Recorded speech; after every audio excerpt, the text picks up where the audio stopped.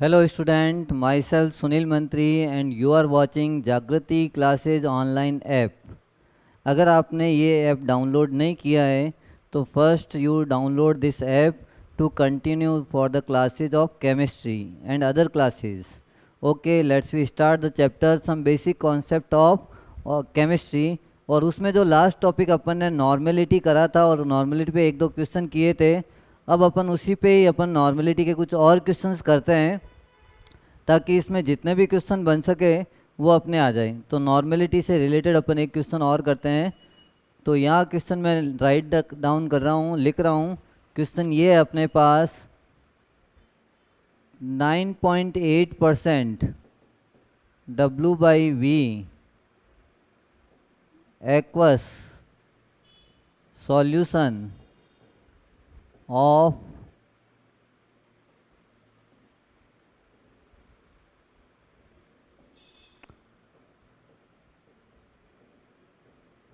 aqueous solution of H2SO4 calculate capital एन। तो हालांकि परसेंटेज वाला किया या नहीं किया वो मालूम नहीं है, लेकिन एक क्वेश्चन ये आपको समझा देते हैं किस टाइप से करना है परसेंटेज बेस पे अगर आता है तो यहाँ जो परसेंटेज गिवन है वो कितना है 9.8 डिवाइडेड बाई क्या लिखूँगा मैं 100, और ये वेट है और ये क्या है वॉल्यूम। अब वेट जो है ये किसका वेट है सॉल्यूट का, और ये वॉल्यूम किसका है सॉल्यूशन वॉल्यूम। और नॉर्मेलिटी का जो फॉर्मूला था वो वापस अपन फॉर्मूला यहाँ राइट डाउन कर रहे हैं। देखो फॉर्मूला क्या था, मास of solute, mass of solute upon equivalent mass of solute into volume of solution. अगर ये ml में आता है तो यहाँ 1000 से मल्टीप्लाई होगा। ये फॉर्मूला आपको राइट डाउन याद रखना है, इसी से रिलेटेड क्वेश्चंस बनते हैं। तो यहाँ अपन ने मास ऑफ सॉल्यूट कितना गिवन है 9.8, तो कैपिटल N इजिकल टू क्या हो जाएगा 9.8 अपॉन इसका इक्विवेलेंट वेट कैसे निकालते हैं। देखो वापस देखो, H2SO4 का मोलर मास जो निकाला था वो 98, और डिवाइड जो करेंगे अपन इसमें 2 से डिवाइड कर देंगे तो आंसर आ जाएगा 49। तो 49 किसका इक्विवेलेंट वेट हो गया H2SO4 का। तो यहाँ इक्विवेलेंट वेट आ गया इसका 49, और इनटू वॉल्यूम ऑफ सॉल्यूशन ये रहा 100 ml, 100 इंटू 1000। पॉइंट हटाया, जीरो लगाया, 3 जीरो से 3 जीरो कैंसल, 49 टू जा 98, तो अपने पास में आंसर आ गया 2 कैपिटल N। तो ये इसकी यूनिट हो गई, N जो है वो इसकी यूनिट है। और ये इससे रिलेटेड अपन ने एक क्वेश्चन करवाया। तो इसके अलावा भी क्वेश्चंस बनते हैं, लेकिन नॉर्मली जो नॉर्मेलिटी पे जो क्वेश्चन बनते हैं वो इस टाइप से बनेंगे।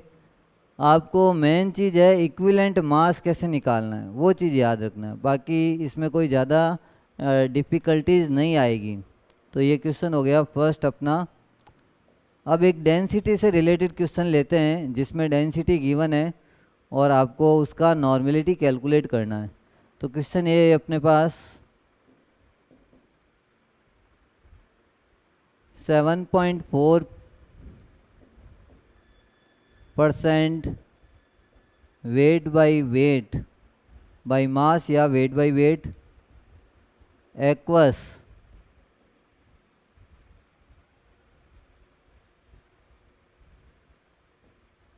Solution of calcium hydroxide CaOH का whole twice having density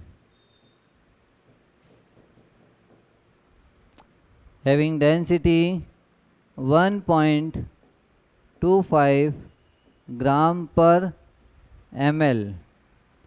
Then calculate normality।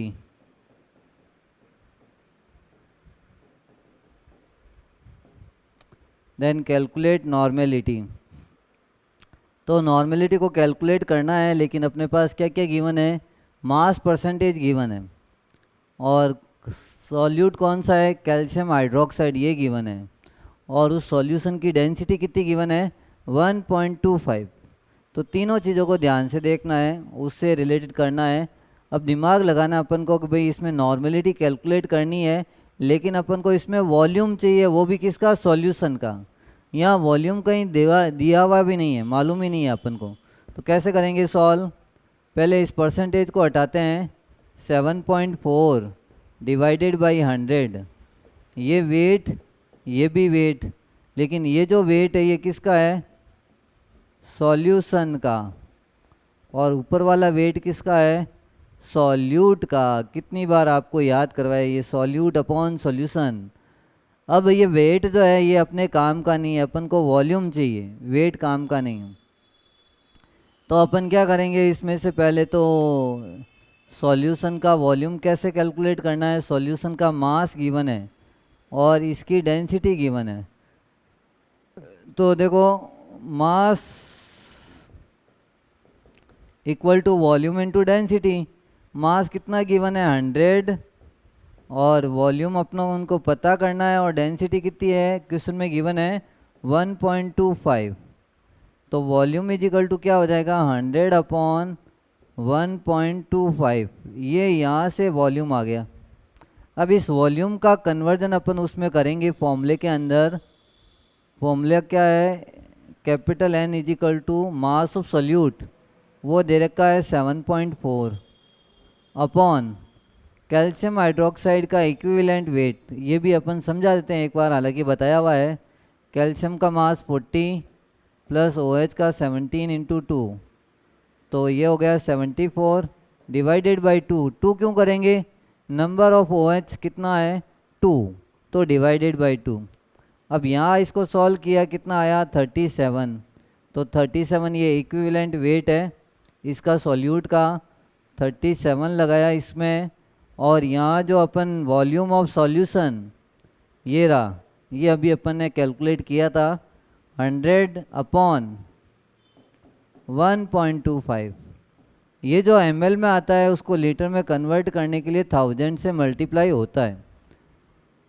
अब अपन सारी वैल्यू को हटाते हैं, यहाँ पे ये 2 जीरो मैंने हटाए, इनटू ये कर दिया, 2 जीरो से 2 जीरो कट हो गया।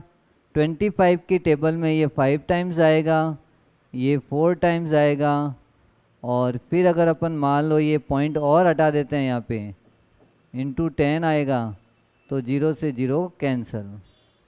अब 37 टू जा 74, और 2 5 जा, और अपने पास जो लास्ट आंसर आया 5/2, और या फिर 2.5, और यूनिट क्या लगाई इसकी, कैपिटल N, और कैपिटल N किसकी यूनिट है यहाँ पे, नॉर्मेलिटी की। तो ये इससे जो रिलेटेड क्वेश्चन डेंसिटी वाला या अपने जो है परसेंटेज वाला या नॉर्मल क्वेश्चन जो बनते हैं, सारे तरह के क्वेश्चन अपन ने इसको इसमें समझा दिए। अब ये जो टर्म अपना ख़त्म हुआ नॉर्मेलिटी, और नॉर्मेलिटी के अलावा अब जो 1-2 टर्म बाकी रहा हुआ वो कौन सा है, कंसंट्रेशन टर्म्स में।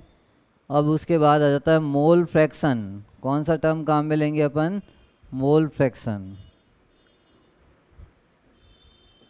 मोल fraction denoted by x, chi भी बोलते हैं इसको। ये मोल फ्रैक्शन होता क्या है, तो पहले इसकी डेफिनेशन लिख देते हैं। It is the ratio of number of moles of component, number of moles of component, particular component and total mole of mixture, total moles of mixture. तो ये इसका डिफाइन हो गया। It is a ratio of number of moles of component and total mole of mixture. तो एक ratio है, किसी भी कंपोनेंट के मोल को ऊपर लिखेंगे और टोटल मोल को कहाँ लिखेंगे, नीचे। तो अब मान लो ये अपन इसको एग्जाम्पल के थ्रू, और इसकी कोई यूनिट नहीं होती, ये भी लिख देते हैं, इट इज़ यूनिटलेस। यूनिटलेस, तो यूनिटलेस का मतलब हो गया इसकी कोई यूनिट नहीं होती। अब यहाँ जो डेफिनेशन के बेस पे फॉर्मूला लिखेंगे, x is equal to number of moles of component, component जिस कंपोनेंट का निकालना उसके मोल अपॉन सब के mole, total moles of mixture. तो ये हो गया फॉर्मूला अपना, x equal to number of moles of component upon total mole of mixture. ऊपर भी मोल नीचे भी मोल, तो मोल से मोल कैंसल और इट इज़ यूनिटलेस। तो यहाँ x जो है अपन इसको एग्जाम्पल के थ्रू बताएंगे। मान लो a और b दो कंपोनेंट है और दोनों को आपने मिक्स कर दिया, और मिक्स करने के बाद में एक सॉल्यूशन बन गया। a को मान लेते हैं शुगर और b को मान लेते हैं वाटर। अब a और b को मिक्स करने के बाद में सॉल्यूशन बन गया, और सॉल्यूशन के अंदर दोनों के मोल्स अवेलेबल।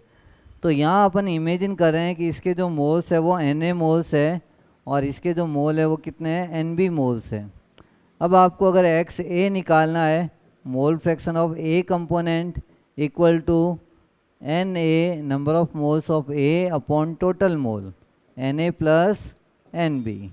और अगर मेरे को XB निकालना है तो यहाँ क्या आ जाएगा, Nb upon Na plus Nb। अब आपको अगर क्वेश्चन में आ जाए ये दो कंपोनेंट के मोल फ्रैक्शन निकाल लिए, और आपको चेक करना है ये जो मैंने आंसर निकाला है वो राइट है या रॉन्ग है, तो इसके लिए आपको क्या करना है, यहाँ एक सम करना है, XA plus XB equal to क्या आना चाहिए, 1। ये अगर आ गया आंसर तो इसका मतलब आपने एक्यूरेट किया है, सही काम किया है, आपको 10 में से 10 नंबर मिलेंगे। तो यहाँ XA और XB का जो सम आएगा वो क्या आएगा, 1।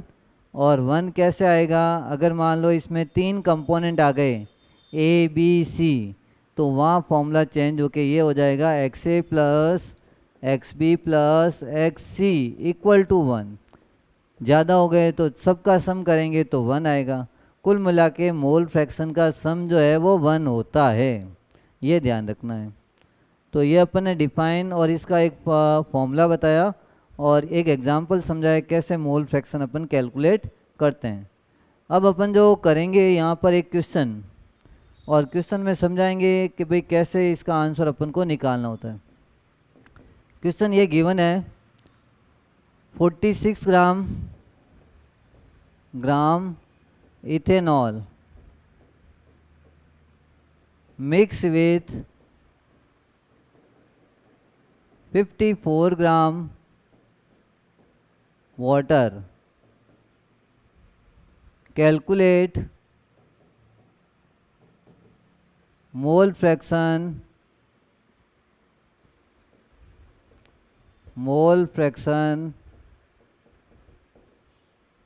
Of each component.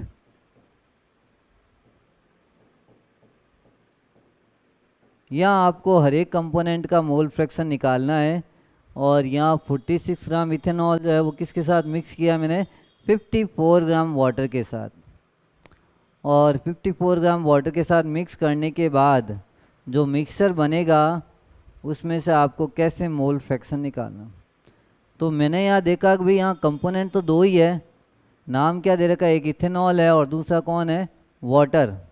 तो दो कंपोनेंट है और दोनों कंपोनेंट का मास गिवन है, मोल गिवन नहीं है। ध्यान रखो यहाँ गड़बड़ होती है आपके कि भाई ये जो मैंने 46 ग्राम दिया हुआ है, मोल्स नहीं लिखे हैं कहीं पे भी। तो आपको क्या करना पड़ेगा, जो क्वांटिटी दे रखी है उसको पहले मोल में कन्वर्ट करना पड़ेगा। कैसे कन्वर्ट करेंगे, नंबर ऑफ इथेनॉल्स मोल्स, ईटी का मतलब क्या हो गया, इथेनॉल्स के मोल्स निकालने हैं, और वो कैसे कैलकुलेट करना है, given mass upon molar mass. 46 upon ethanol का फॉर्मूला लिखो भाई, C2H5OH, और इसका जब मोलर मास कैलकुलेट करोगे तो कितना आएगा, 46। आपको कितनी बार ये तरीका समझा रखा है, कार्बन का 12, हाइड्रोजन का 1, ऑक्सीजन का 16 प्लस 1 ये लास्ट का ऐड करेंगे तो ये आ जाएगा कितना 46। अब यहाँ इसका मैंने मोल्स निकाला 1 मोल। ऐसे कैसे, n of water, n of H2O number of moles of water, then given quantity कितनी है 54 ग्राम, और इसका जो मोलर मास आता है वो आता है 18।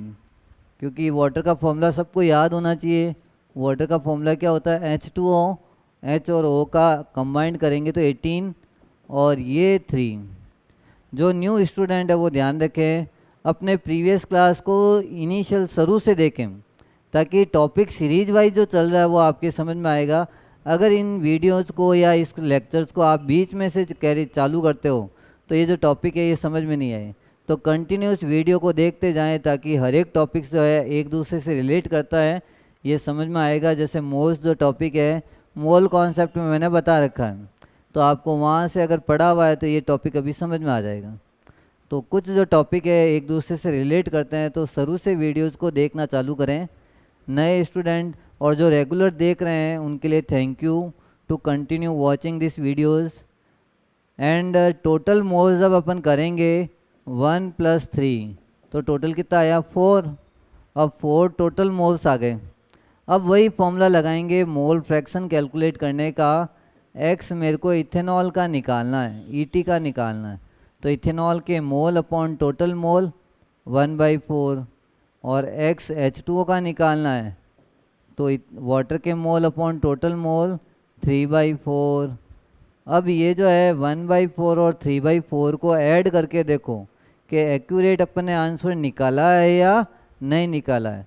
तो यहाँ ऐड कर लेते हैं 1/4 + 3/4, एलसीएम ले लिया 4, और ये 3 + 1 4, तो 4/4 = 1। तो यहाँ मैंने ये जो कैलकुलेशन समझाई आपको एक नॉर्मल क्वेश्चन करवाया है। हालांकि इससे रिलेटेड और भी काफ़ी क्वेश्चन बनते हैं, उनको भी अपन करेंगे। तो एक नॉर्मल क्वेश्चन है जिसको अपन सॉल्व कर सकते हैं इस तरीके से। अगर आपके पास क्या गिवन है, मास गिवन है कंपोनेंट के लिए। अब यहाँ तो 2 ही दिए, लेकिन अगर मान लो मैंने क्वेश्चन के अंदर 3 कंपोनेंट दे दिए तो भी आपको फॉर्मूला क्या लगाना है, Na + Nb + Nc, तीनों का निकालना। फिर तीनों को मोल फ्रैक्शन निकालना है, फिर तीनों का ऐड करके चेक कर लेना है। राइट आया इसका मतलब आपने सही किया है, और नहीं आया इसका मतलब गलत किया है। अब अपन एक क्वेश्चन अलग लेते हैं, इससे अलग थोड़ा सा, ताकि आपको और भी अलग अलग तरीके के क्वेश्चन समझ में आ जाए। इसमें जो क्वेश्चन गिवन है वो इस टाइप से है।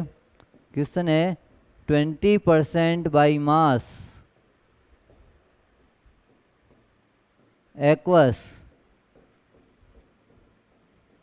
solution of NaOH, calculate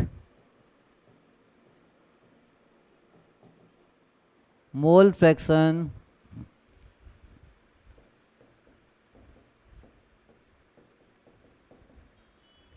of each component।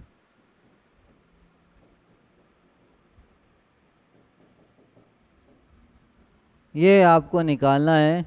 अब यहाँ परसेंटेज दे दिया, और वो भी कौन सा है, by mass, aqueous solution of NaOH and calculate the mole fraction of each component.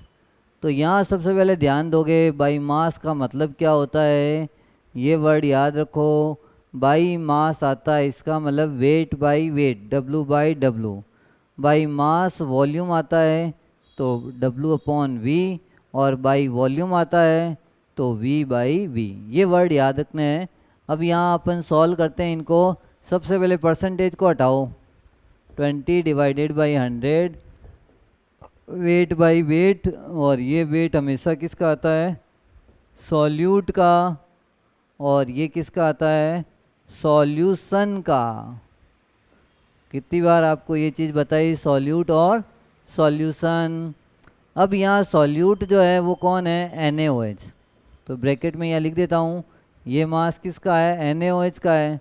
अब इसमें दोनों मिक्स है सॉल्यूशन में। तो अब अपन को जो है इसमें से आपको वाटर की क्वांटिटी कैसे निकालेंगे, अपन को तो दूसरा कंपोनेंट क्या है, यहाँ एक्वस वर्ड आ गया, इसका मतलब इसके साथ क्या मिक्स कर रखा है, वाटर मिक्स कर रखा है। तो वाटर की क्वांटिटी कैसे निकालेंगे, तो अपन ने ये फॉर्मूला पढ़ा हुआ है, solvent equal to solution minus solute, ये पढ़ा हुआ है। तो सॉल्वेंट निकालना है, सॉल्यूशन कितना है 100 माइनस 20, तो ये आ गया 80। अब 80 आ गया, इस 80 का यूज आपको मोल फ्रैक्शन में लेना है। अब वही चीज़ आ गई, ये तो है मास, बाई मास का मतलब ये मास गिवन है, 20 और 80 क्या है, मास है। सबसे पहले इनको मोल्स में कन्वर्ट करेंगे, फिर मोल फ्रैक्शन निकालेंगे। कैसे करेंगे देखो, N of NaOH, number of moles of NaOH given mass 20 divided molar mass of NaOH, ये निकाला हुआ है 40 आएगा। Na का अलग, O का अलग, H का अलग, तीनों को कंबाइन करो 40 आया। अब N of water equal to 80/18, solve करो, 0 से 0, 2/2, 1/2, और ये आ गया 40/9, तो ये 40/9 आया। अब यहाँ अपन जो कर रहे हैं इसमें मोल्स तो आ गए, मोल फ्रैक्शन निकालना है, तो पहले इन दोनों को कंबाइन कर देते हैं ताकि टोटल मोल मालूम चल जाए। तो यहाँ मैं लिख रहा हूँ टोटल मोल कैसे निकालते हैं, 1/2 प्लस 40/9, एलसीएम लिया 18 का, 2 9 जा और 9 1 जा 9 प्लस 9 2 जा 80, और ये हो गया 89/18, ये आया टोटल मोल। 89/18 जो है मेरे पास कौन सा मोल्स आया, टोटल मोल। वही फॉर्मूला वही लगाना है, जिसके मोल फ्रैक्शन निकालने हैं उसके मोल्स ऊपर, टोटल मोल नीचे, तो उसके बटा सबके। तो यहाँ मेरे को x NaOH निकालना है, NaOH का x निकालना है, उसके लिए कितने मोल्स है x के, 1/2/89/18। सॉल्व करते हैं, 1/2 हमेशा ध्यान रखो सबसे नीचे वाली वैल्यू ऊपर जाएगी, तो इंटू 18/89 कटा ये 9 टाइम्स, आंसर आया 9/89। ये तो आ गए मोल फ्रैक्शन NaOH के।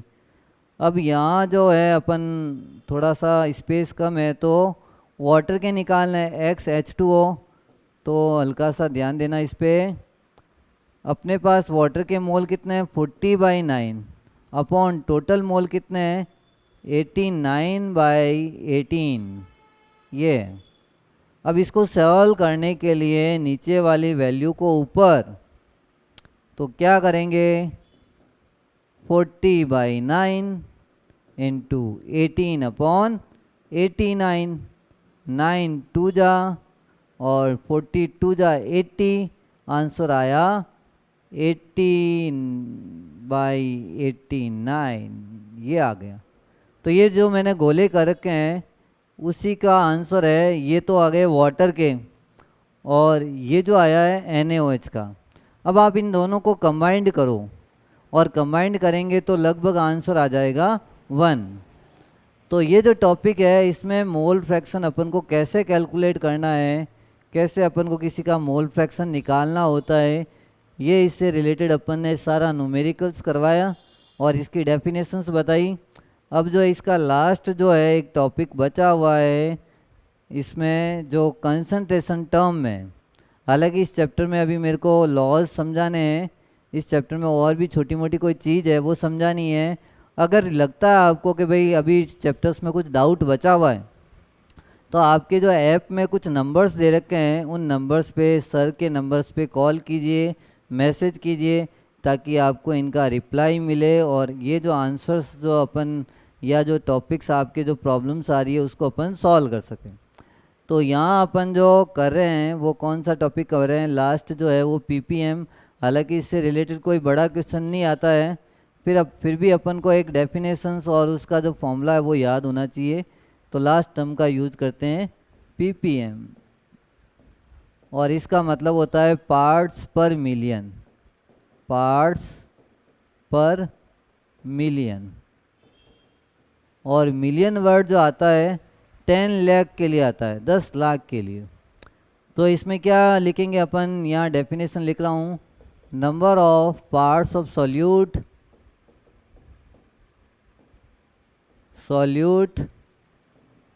present in 1 million parts of solution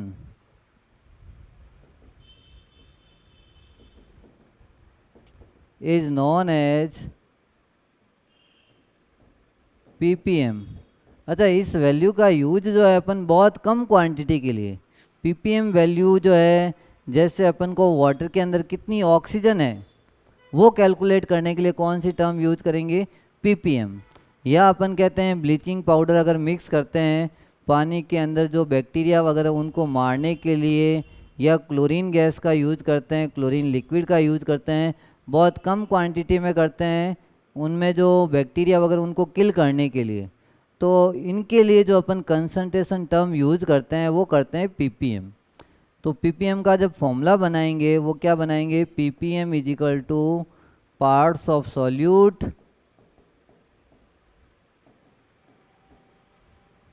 upon parts of solution.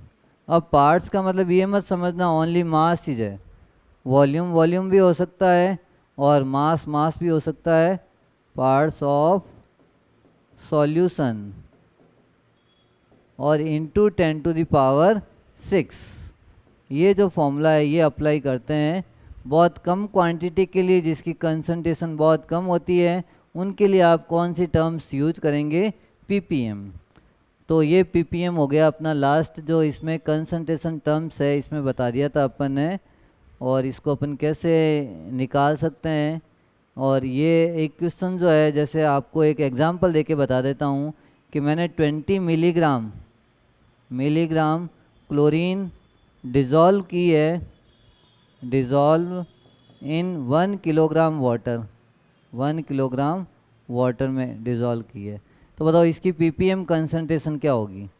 अब ये जो चीज़ है आपको जो दोनों यूनिट्स जो है, जैसे ये अगर ग्राम में आएगा तो नीचे वाला भी किस में आएगा, ग्राम में, ये यूनिट सेम होनी चाहिए। तो इनको अगर अपन मिलीग्राम को ग्राम में कन्वर्ट करेंगे तो ppm कंसंट्रेशन निकालनी है क्लोरीन की, तो 20 इंटू क्या करेंगे 10⁻³ या 20/1000, ताकि ये जो वैल्यू है मिलीग्राम को किस में कन्वर्ट किया, ग्राम में, तो ऊपर वाली वैल्यू ग्राम में आ गई। अब 1 किलोग्राम है, 1 किलोग्राम को भी ग्राम में कन्वर्ट करेंगे तो कितना आ जाएगा 1000, और यहाँ कितना आ गया 10⁻⁶। तो ये देखो अगर मैं इस 10⁻³ को वापस ऊपर लेके जाऊँगा तो ये वैल्यू और ये वैल्यू सारी कट जाएगी। तो यहाँ जो बचा हुआ है आंसर कितना आया 20 ppm पार्ट्स पर मिलियन, ये इसका आंसर है। तो इस टाइप से आपको क्वेश्चन जो है सॉल्व करना है, इसमें कैसे अपन को ppm कंसंट्रेशन कैलकुलेट करनी है, और ये अपन ने एक तरीका बताया है किसी भी टाइप के क्वेश्चन को कैसे सॉल्व करना है। तो ये जो ppm है बहुत कम क्वांटिटी के लिए इसका यूज करते हैं कंसंट्रेशन का। मिलीग्राम है तो ग्राम में कन्वर्ट किया, किलोग्राम को भी ग्राम में, और फिर ग्राम से ग्राम यूनिट कैंसिल हो जाएगी, इसकी कोई यूनिट नहीं होती है, ये भी ध्यान रखना। तो ये लास्ट टॉपिक कंप्लीट हुआ इसका कंसंट्रेशन का। इसके बाद अपन कुछ लॉज समझाएंगे, इस चैप्टर से रिलेटेड है, और फिर ये चैप्टर जो है अपना फिनिश हो जाएगा। और to be continue this class, thank you for attending this class. Okay.